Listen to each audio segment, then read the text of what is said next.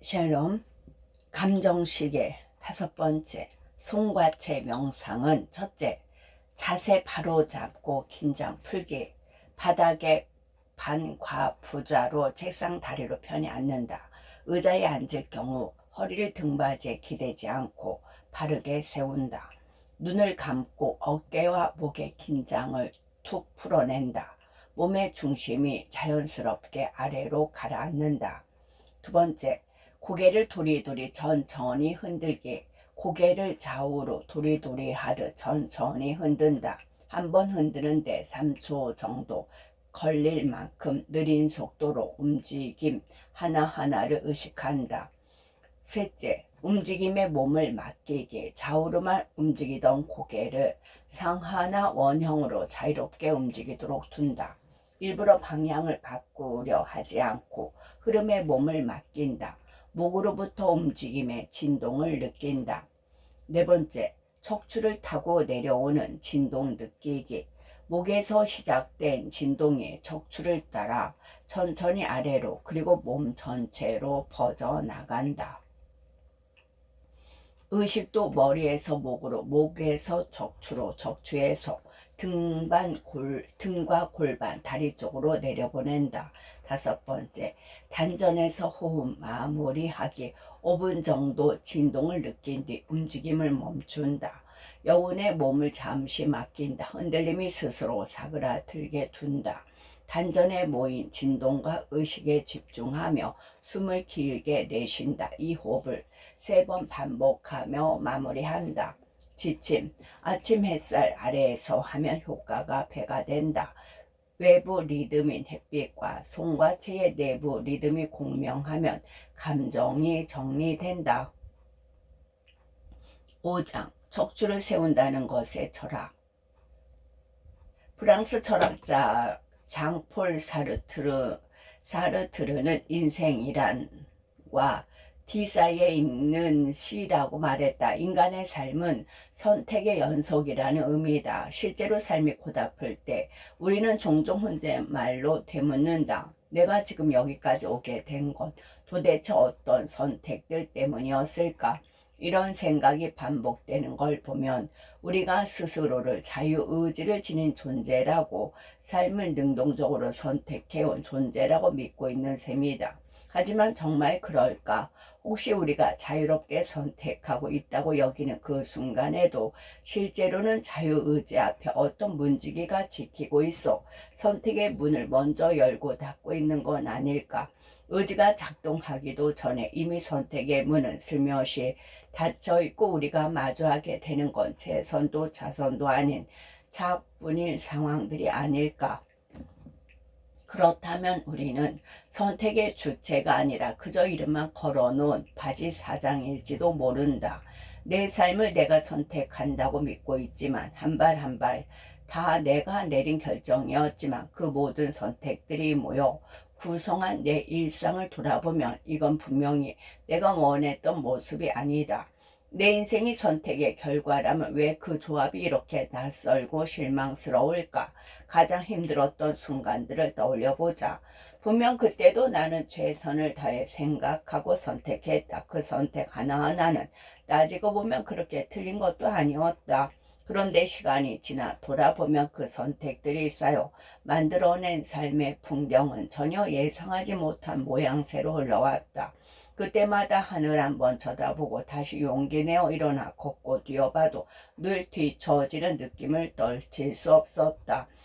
자존감은 바닥을 기고 주변 사람들의 따뜻한 말마저 얄밉게 들린다. 그들은 내가 어떤 고민 끝에 선택했는지를 모른 채 결과만 보고 훈수를 둔다.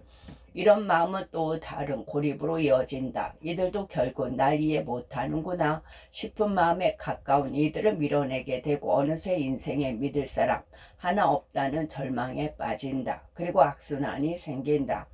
내 선택이 나만 망친 게 아니라 아무 죄 없는 소중한 이들에게까지 영향을 주었다는 걸 알게 될 때 또 다른 선택을 하기가 무서워진다. 이쯤 되면 정말 헷갈린다. 내가 삶을 선택하는 건지 삶이 나를 선택하는 건지, 선택이 내 손 안에 있다고 믿는 게 환상처럼 느껴지고 자유의지라는 단어가 공허하게 들린다. 선택이란 참 복잡하고 어렵다. 그 안에 얼마나 많은 두려움과 후회와 혼란이 엉켜 있는지를 떠올리면 조심스러워진다. 주의력이 곧 선택이다. 인간이 무언가를 선택할 때 가장 중요한 기능은 주의력이다. 단어 그대로 주의를 주지 않으면 선택 자체가 일어나지 않는다. 주의력이 어디로 향하는가에 따라 선택의 폭과 방향이 결정된다. 다시 말해 주의력이라는 문지기가 어떤 방식으로 문을 열고 닫는가에 따라 선택 가능한 경로가 결정된다. 여기서 주의력의 방향을 바꾸는, 즉 선택을 느끼고 반응하게 만드는 회로로 작용하는 기관이 척추다. 대부분의 사람들은 주의력이나 선택이라는 개념을 머리 위쪽 뇌의 작용으로만 생각하지만 실은 감각과 반응의 정보가 가장 먼저 모이는 곳은 척수다. 척수는 감각과 운동의 중개소 역할을 하며 특히 위급하거나 무의식적인 상황에서는 뇌보다 먼저 반응한다. 뜨거운 것을 만졌을 때 손을 먼저 빼고 나서야 뜨겁다고 인지하게 되는 것도 이 때문이다. 척추는 신체 전체의 느낌과 움직임을 교차시키는 중심선이자 감정 반응이 올라타는 생물학적 궤도다. 다시 말해 주의력은 뇌에서 지시를 내리는 정신적인 작용이기도 하지만 몸으로부터 올라오는 감각의 물결을 따라가는 물리적인 흐름이기도 하다. 우리가 몸으로 감지한 수많은 신호 중 어떤 것에 주의를 기울이느냐는 그 신호가 얼마나 강렬했는가, 혹은 우리 신체 안에서 어떤 감각 회로를 따라 전달되었는가에 달려있다. 이는 대부분 척수를 거쳐 올라오고 때로는 뇌를 건너뛰어 곧장 무조건 반사를 일으키기도 한다. 그러니 선택이라는 것도 의외로 이성적인 고민의 결과가 아니라 빠르고 본능적인 신체 깊은 곳에서 일어난 반응의 결과일 수 있다. 예를 들어보자. 지금 이 글을 몰입해서 읽는 동안 특별한 심장 질환이 없는 독자라면 아마 자신의 심장 박동에 주의를 기울이고 있지 않을 것이다. 그렇다고 심장이 멈춰 있는 것은 아니다. 지금 이 순간에도 심장은 규칙적으로 뛰고 있다. 잠시 왼손 가슴에 손을 얹고 피부에 전해지는 미세한 리듬에 인내심을 갖고 집중해 보자. 천천히 가만히. 그러다 보면 심장 박동이 손끝에 전해지는 감각이 인식되기 시작할 것이다. 같은 신체 자극이라 하더라도 주의력이 어디에 머무는 것에 따라 그 느낌은 완전히 달라진다. 책에 집중할 때의 느낌과 심장 박동에 집중할 때의 느낌은 명백히 다르다. 우리는 감정을 선택하기보다는 주의력을 통해 어떤 느낌에 초점을 맞출지를 선택하고 있는 셈이다. 주의력에는 의도적으로는 집중하는 능동적인 자원과 생존에 직결되는 강한 자극에 의해 자동적으로 반응하는 수동적인 자원이 있다. 예를 들어 음악을 들으며 골목길을 걷다가 갑자기 빠르게 다가오는 자전거를 피할 수 있는 것도 주의력이 즉각적으로 위험 자극적으로 전환되기 때문이다.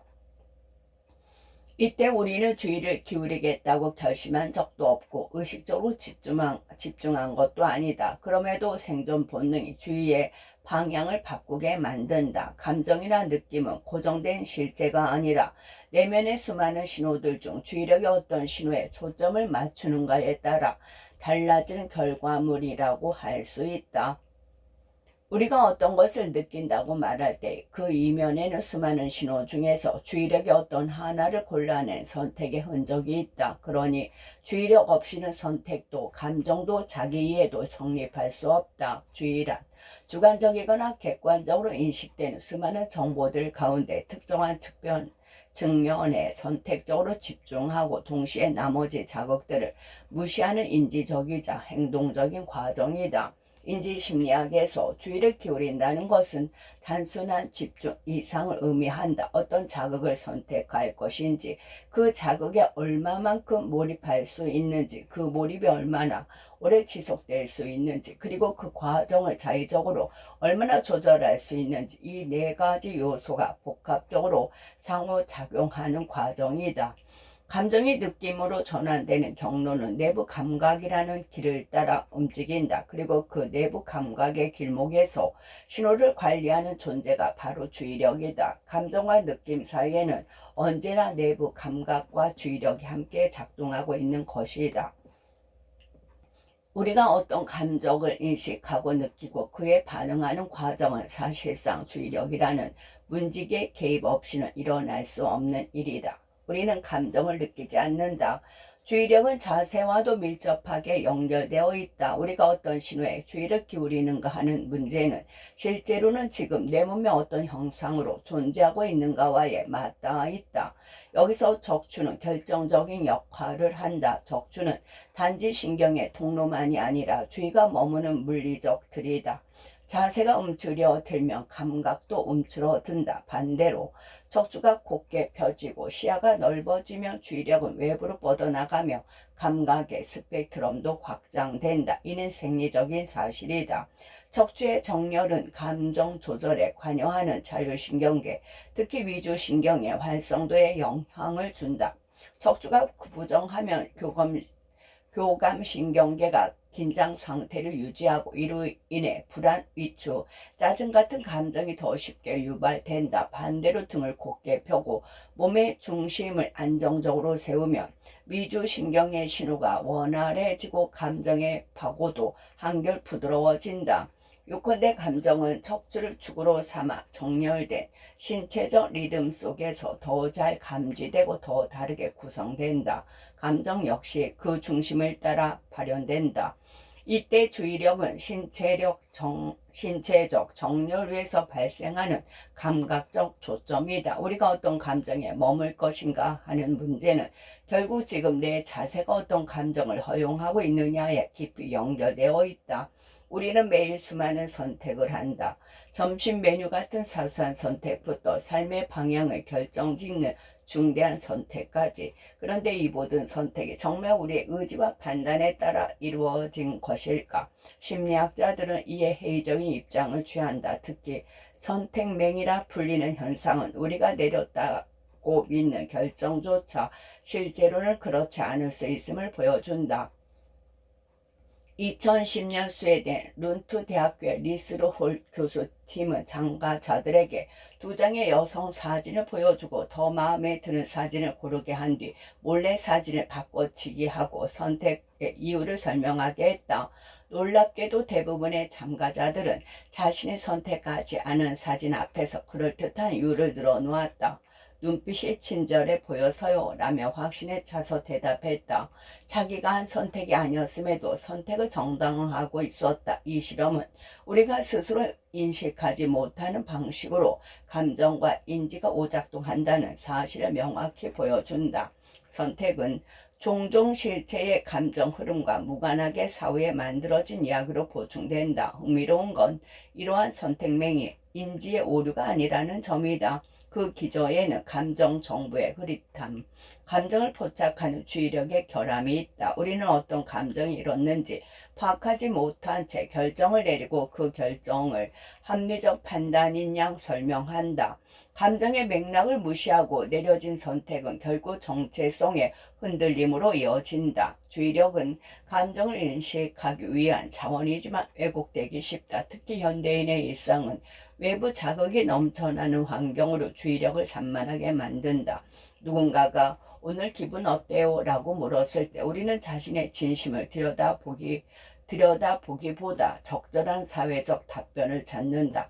그럭저럭 괜찮아요? 라고 말하게 되는 것이다.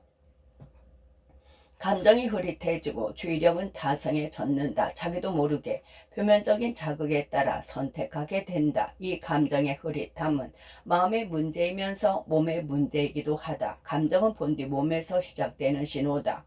하지만 우리가 몸으로부터 올라오는 신호를 놓치면 감정도 선택도 흐릿해진다. 특히 적추는 이런 신호의 흐름과 감정의 명료성에 결정적인 역할을 한다. 적추는 몸의 중심축이자 내부 감각이 가장 먼저 관통하는 경로다. 자세가 구부정하면 감정 신호도 위축된다. 반대로 척추를 정렬하고 몸의 중심을 세우면 감정의 흐름이 또렷해지고 주의력의 방향도 선명해진다. 감정과 느낌 그리고 주의력은 상호작용하며 공존한다. 그러나 이들 사이에는 언제나 충돌과 엇갈림이 존재한다. 이런 복잡한 상호작용을 풀기 위해 한 가지 질문을 던져보자. 느낌은 느끼는 것일까?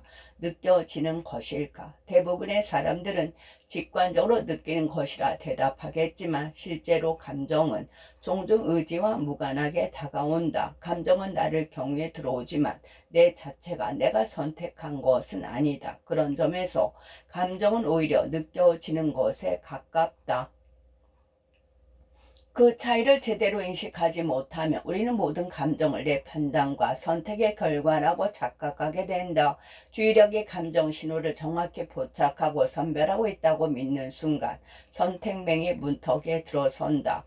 감정은 언제나 내 안에서 먼저 일어난다. 그리고 주의력은 그 흐름 중 일부에만 스포트라이트를 비춘다. 감정이 흘러들고 나서야 우리는 그것을 느낀다고 말할 수 있다. 이 인식의 지연이 감정 판단의 왜곡을 만든다.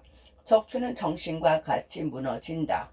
감정과 주의력의 관계를 더 선명하게 보기 위해 주의력에 문제가 생겼을 때 감정과 느낌이 어떻게 달라지는가를 살펴볼 필요가 있다. 대표적인 사례가 ADHD 환자에게는 주의력뿐만이 아니라 감정의 인식과 조절에도 뚜렷한 문제가 나타난다.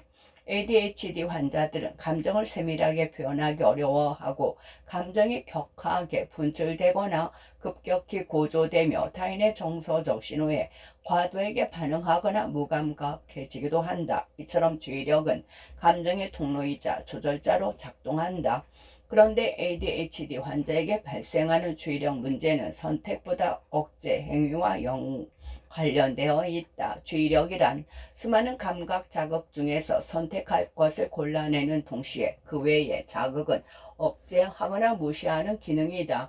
억제 기능이 무너지면 감정은 여과 없이 밀려든다. 뇌는 그것을 제어하지 못해 반응에만 몰두하게 된다. 그래서 ADHD 환자에게는 아이러니하게도 산만함과 과몰입이 공존한다. 억제가 되지 않으면 감정도 선택도 사고도 전부 쏟아져 들어와 감정과 느낌의 구분이 무너지게 된다. 이 과정의 척추는 어떤 역할을 할까? 일반적으로 주의력은 전두엽의 기능으로 여겨지지만 그 기반은 신체 전체의 감각 안전성과 밀접하게 연결되어 있다. 특히 자세의 안정성, 몸의 중심 유지 능력, 그리고 감각 자극에 대한 필터링 능력은 주의력과 감정 조절 능력의 물리적 토대다. ADHD 환자들이 몸을 꼿꼿이 세우지 못하고 끊임없이 자세를 바꾸거나 불안정한 중심으로 반사적으로 몸을 움직이는 행동을 보이는 것도 이와 관련이 있다. 실제로 최근에 신경생리학 연구는 척추의 정렬 상태와 자세 안정성의 진정계, 고유 감각계, 미주신경계와 연결되어 있으며 이 감각 통합 시스템이 주의력의 유지와 감정의 억제에 영향을 준다고 본다. 척추를 중심으로 한 감각 통합이 잘 작동하면 뇌는 과도한 자극에 압도되지 않고 중요한 신호에만 집중할 수 있게 된다. 반대로 척추 정렬이 무너지고 몸의 중심이 흔들릴 때 주의력은 외부 자극에 휩쓸리기 쉬워지고 감정 또한 조절 불가능한 파도처럼 휘몰아치게 된다. 감정과 주의력이 어려워질 때 문제를 뇌에서만 찾을 수는 없다. 이 문제는 척추를 통해 몸 전체가 어떤 중심을 유지하고 있는가, 그리고 그 중심이 얼마나 안정적으로 감각 신호를 조율해내고 있는가를 따져보게 한다. ADHD는 그 조율 메커니즘이 지속적으로 흔들리는 상태라고 할 수 있다. 우리는 감정의 문제를 의지나 성격의 탓으로 돌리지만 그보다 먼저 봐야 할 것은 신체의 리듬, 그 중에서도 척추가 만들어내는 중심 감각이다. 감정의 태엽이 느슨할 때 주의력이라는 바늘도 헛돈다. 그리고 그 틀어짐은 선택의 착시로 이어진다. 우리가 느껴야 할 감정을 놓치고 읽어야 할 신호를 지나친다. 습관적 판단과 다성에 물든 해답만 찾게 된다. 척추는 감정을 지탱하고 주의력을 보존하며 선택을 가능하게 하는 눈에 보이지 않는 기둥이다. 척추가 무너지면 감정은 뭉개지고 주의력은 흩어진다. 집중하지 못한다는 느낌이 들 때 사실은 중심을 잃은 것일 수 있다. 그래서 뇌를 단련하는 것만큼이나 몸을 훈련해야 한다. 특히 척추를 중심으로 한 고유, 수용 감각, 몸의 공간 안에서 어디에 있는지 스스로 인식하는 능력이 살아있어야 감정이 자기 자리를 찾아간다. 여기에 자세 감각이 더해지고 뇌가 몸 전체의 균형에 재조정하는 중심 감각 통합이 제대로 작동해야만 우리는 비로소 감정을 느끼는 상태에 도달할 수 있다. 다시 말해 감정이 뇌에서 해석되기 전에 몸의 자리를 잡아야 한다. 척추가 정렬되어야만 감정이 선명해진다는 뜻이다. 주의력 역시 마찬가지다. 주의력이란 정보를 고르는 능력이 아니라 불필요한 자극을 자르는 능력이다. 다시 말해 선택의 기술이 아니라 커팅의 기술이다. 잘라내고 무시하고 억제하는 능력, 중심이 흔들리면 이 커팅 감각은 사라지고 우리는 끝없이 감정의 노이즈에 휩쓸리게 된다. 그래서 척추를 바로 세우는 일은 곧 감정 필터를 재정렬하는 일이기도 하다. 감정을 느끼기 위해서 먼저 중심을 느껴야 한다. 이때 실전적으로 활용할 수 있는 전략이 일컫는 샘 메서드다. 먼저 나를 감지하라. 오늘 내가 어떤 자세로 앉아 있는지, 어떤 감정에 갇혀 있는지 모니터링하는 것만으로도 척추는 반응을 시작한다. 다음은 우선순위가 아닌 걱정, 생각, 부정적 감정이라는 노이즈를 잠시 차단하라. 마지막은 움직여라. 무거운 의식을 견디다 보면 가벼운 움직임으로 의식을 흘려보내는 것이다. 거기에 다음과 같은 운동을 루틴이 더해주는 것도 좋다. 요가는 척추의 정렬을 회복한다. 필라테스는 주변의 작은 근육들을 특히 자유유직근을 단단하게 만들어 중심을 안정시킨다. 브릿지, 소고양이, 자세 같은 기본 동작들만으로도 고유 수용 감각은 다시 깨어난다. 이때 정교함보다 반복이 우선이다. 반복 속에서 몸은 감정의 토대 위에서 중심을 되찾는다. 잘 고른 운동 한 가지보다 자주 고친 자세 한 번이 더 크고 깊은 변화를 만든다. 척추를 느끼는 감각이 깨어날 때 우리는 비로소 내 감정을 선택할 수 있게 된다. 척추 명상, 대나무 한발 서기 명상. 첫째, 중심 잡고 한 발 들기. 편안히 선 자세로 한쪽 발을 천천히 들어 올린다. 다른 한쪽 발에 체중을 지탱하며 중심을 잡는다. 근육의 미세한 떨림, 흔들림, 균형 감각에 주의를 기울인다. 척추를 스캔하듯 느끼게 척추를 곧은 대나무로 상상한다. 어깨에 힘을 빼고 턱을 살짝 뒤로 당기며 자세를 잡는다. 대나무의 빛을 비추듯 경추부터 미추까지 하나씩 스캔하며 척추 상태를 느낀다. 세 번째, 호흡에 집중하기. 들숨은 코로, 날숨은 입으로 쉰다. 척추를 누른다는 느낌으로 날숨을 뱉는다. 위로 곧게 뻗은 척추를 정수리에서 아래로 지그시 누른다고 상상한다. 그 힘이 뇌를 자극하는 느낌에 집중한다. 네 번째, 감각 연결하기. 몸을 지탱하는 발바닥의 압력에 무릎, 골반, 척추를 따라 올라가 뇌에 닿는 경로를 그린다. 그 경로가 감각의 통로라고 상상한다. 감정이 척추를 중심으로 정렬된다. 다섯 번째, 반대쪽 발로 반복과 눈 감고 시도하기. 중심이 흔들리거나 피로해지면 반대쪽 발로 바꿔 동일한 과정을 반복한다. 이 과정이 익숙해지면 눈을 감고도 시도한다. 대나무 중심 잡기 명상. 첫째, 앉기 전 척추 감각 깨우기 30초에서 1분. 일이나 공부를 시작하기 전에 잠시 서서 눈을 감는다.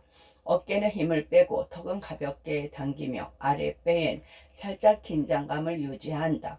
골반의 양쪽 아랫부분인 좌골 주변에 의식을 집중한다. 그 부위에 아주 작은 진동을 주듯 앞뒤로 천천히 흔든다. 진동이 척추 위로 전달된다고 상상한다. 대나무가 된 척추가 정수리에서 위로 곧게 뻗는다고 상상한다. 두 번째, 척추 감각 유지하기. 일하면서 척추 상태를 점검한다. 대나무가 휘어지거나 마디마디가 끊긴 듯한 느낌이 든다면 자세가 무너졌다는 신호다. 그럴 땐 아랫배를 조이고 턱을 당기고 척추에 다시 미세한 진동을 보내본다. 몇 초간의 감각 회복만으로도 중심이 다시 살아난다. 세 번째, 자세가 무너졌을 때 리셋 루틴. 자세가 완전히 무너졌거나 불편한 감각이 들면 자리에서 일어난다. 대나무 한 발서기 명상을 10에서 20초 정도 실행한다. 굳은 근육을 풀고 척추 감각을 깨운다. 대나무 효자손 명상. 발에서 뇌까지 감각 흘리게. 걸으면서 발바닥에 땅에 디디는 순간에 집중한다. 어깨에 힘을 빼고 턱을 뒤로 살짝 당긴다. 시선은 정면을 향한다. 아랫배의 중심을 싣는다. 그 압력이 발에서 무릎, 허벅지, 골반, 밑추, 전추, 요추, 흉추, 경추를 따라 뇌까지 올라간다고 상상한다. 두 번째, 척추를 대나무 효자 손으로 상상하기. 척추를 길고 곧은 대나무로 상상한다. 걸을 때마다 대나무가 위로 보내는 진동이 머리에 닿는다. 흔들리는 대나무가 머리를 마사지하듯 두드려서 머리가 시원해진다. 효자 손으로 뇌의 안쪽을 시원하게 긁어준다. 6장 편도체 우리 안의 야생. 감정은 인간의 몸과 마음을 꿰뚫는 가장 원초적인 신호다. 문화, 인종, 세대, 지역의 차이를 넘어 인간이라면 누구나 슬픔, 행복, 분노, 두려움, 혐오 같은 기본 감정을 공유한다. 그렇다면 우리는 왜 감정을 느끼도록 설계되었을까? 감정의 목적은 무엇인가? 이에 명확하게 답할 수 있는 사람은 없다. 그것이 총체적 삶의 반영을 요청하기 때문이다. 감정은 나 그 자체가 아니지만 분명히 나를 구성하고 움직이는 힘이다. 편도체는 인간의 감정시계에서 가장 중요한 태엽에 해당한다. 뇌의 죽두 옆 깊숙한 곳에 위치한 아몬드 모양의 이 기관은 공포, 분노, 불안을 감지하고 그것에 반응하는 생존 경보 시스템이다. 우리가 누군가의 눈빛을 보고 순간적으로 불쾌함을 느끼거나 위험한 상황에서 몸이 먼저 움찔하는 것도 편도체의 작업이다. 편도체는 감각기관을 통해 들어온 정보를 무의식적으로 스캔한 후 즉각적으로 반응한다. 필요하다면 이성을 거치지 않고 바로 행동을 유도하기도 한다. 일단 살고 봐야 하기 때문이다. 고대 인류의 생존을 책임졌던 이 태엽은 지금도 쉬지 않고 작동 중이다. 문제는 편도체가 늘 정확하게 반응하는 것이 아니라는 점이다. 현대사회에서 편도체는 종종 과잉 작동한다. 몸이 위협을 느끼는데 실제로는 위협이 아닌 경우가 많다. SNS의 댓글, 직장 상사의 표정, 작은 실수 하나에도 편도체는 쉽게 경고를 울린다. 그래서 감정의 태엽은 자주 과도하게 감긴다. 반면 감정시계는 너무 빠르거나 너무 느리게 움직인다. 편도체는 태엽을 관리하지 않으면 감정의 시계가 제멋대로 돌아가게 된다. 우리에게는 태엽을 건강하게 감고 필요할 때 적절히 풀어주는 기술이 필요하다. 교과서적으로 정리하자면 감정의 목적은 생존이다. 위험에 빠졌을 때 빠르게 반응하고 변하는 환경에 적응하기 위해 감정은 진화해왔다. 하지만 우리가 일상에서 겪는 감정을 돌아보며 꼭 그런 감정들이 생존에 유리하다고만 보기 어렵다. 불안, 수치심, 무기력처럼 우리를 괴롭히는 감정들은 도리어 삶의 활력을 떨어뜨리는 것처럼 느껴진다. 생존이 필요하다면 왜 인간은 그런 감정들을 억지로 견디게 되어 있을까? 왜 오랜 진화를 거쳤음에도 감정은 줄어들지 않고 오히려 복잡하고 섬세해졌을까? 한편 우리가 느끼고 싶어하는 감정들, 이를테면 기쁨이나 평온함은 어떻게 그 치열한 생존 경쟁 속에서 살아남았을까? AI처럼 필요 없는 감정을 아예 제거하거나 원하는 감정만 선택해서 느낄 수 있다면 인간의 삶은 지금보다 훨씬 효율적일 수 있었던 건 아닐까. 하지만 인간의 감정 시스템은 그런 식으로 단순화되지 않았다. 쾌락과 고통은 항상 함께 움직인다. 감정은 그 사이에서 균형을 잡는 장치로 기능해왔다. 기쁨을 깊이 느낄수록 고통도 따라 깊어지고 고통이 바닥을 찍고 나면 기쁨과는 뜻밖의 방식으로 가까워지는 이율배반적 구조다. 고통 적금으로 진짜 고통에 대비하라. 나는 여기서 고통 적금이라는 개념을 제안하고 싶다. 감정이란 생존을 위한 신호 시스템이고 그 신호는 늘 고통과 쾌락 사이의 저울줄을 통해 나를 움직인다. 그렇다면 이 저울의 균형을 무너뜨리지 않기 위해 우리는 무엇을 할 수 있을까? 고통 적금은 의도적으로 감당 가능한 고통을 매일 조금씩 정립한 방책이다. 진화가 허락한 감정 시스템을 우리에게 유리한 방식으로 운영하기 위한 전략이기도 하다. 몸과 마음이 불편함에 익숙해질수록 갑작스러운 감정의 파도 앞에서 휘청이지 않을 수 있다. 준비된 고통, 무방비하게 맞닥뜨리는 고통과는 다르게 작용한다. 감정의 목적을 더 세밀하게 이해하려면 우리가 어떤 감정을 어떻게 사용하고 있는지를 들여다봐야 한다. 그 중에서도 분노는 인간에게 가장 강력하고 양면적인 감정이다. 한 번의 폭발로 삶 전체를 망칠 수도 있지만 어떤 경우에는 세상을 바꾸는 동력이 되기도 한다. 평화주의자로 알려진 마하트마 간디는 생전의 분노를 어떻게 다룰 것인가를 자주 강조했다. 그의 손자인 아룬 간디가 집필한 책 분노 수업은 분노를 조절하고 긍정적인 에너지로 전환하는 방법을 통해 감정을 제대로 표현하는 법을 이야기한다. 우리가 언제 분노하며 분노를 어떻게 다루고 있는가? 간디처럼 분노를 자기 수양과 성장의 연료로 삼는가? 왜곡된 방식으로 표출하며 일시적인 해소감만 기대하는가? 사람들은 자신이 왜 화가 났는지 잘 안다고 생각한다. 그러나 실제로는 그렇지 않은 경우가 더 많다. 우리는 분노를 폭발시킨 뒤에야 죄책감에 휩싸인다. 만약 분노의 이유가 분명하고 그것을 정당한 방식으로 표현했다면 죄책감은 따라오지 않는다. 죄책감은 지금 그 감정을 잘못 썼다고 경고하는 이성의 신호다. 원인을 설명할 수 없는 분노야말로 삶을 파괴하는 주범이다. 스스로도 왜 화가 났는지 정확히 알지 못한다. 감정을 억누르려 해도 자꾸 튀어나오고 드러내고 나면 개운하기는커녕 죄책감이 남는다. 죄책감이 반복되면 결국 사람들은 나를 쉽게 화내는 사람, 감정을 조절하지 못하는 사람으로 낙인 찍는다.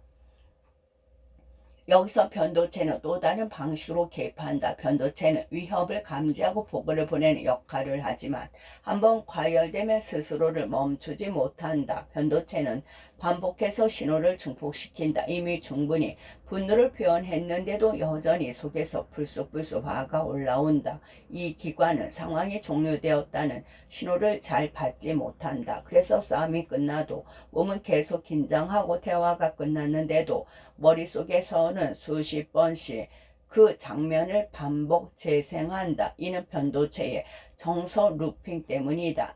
일단 한번 끝.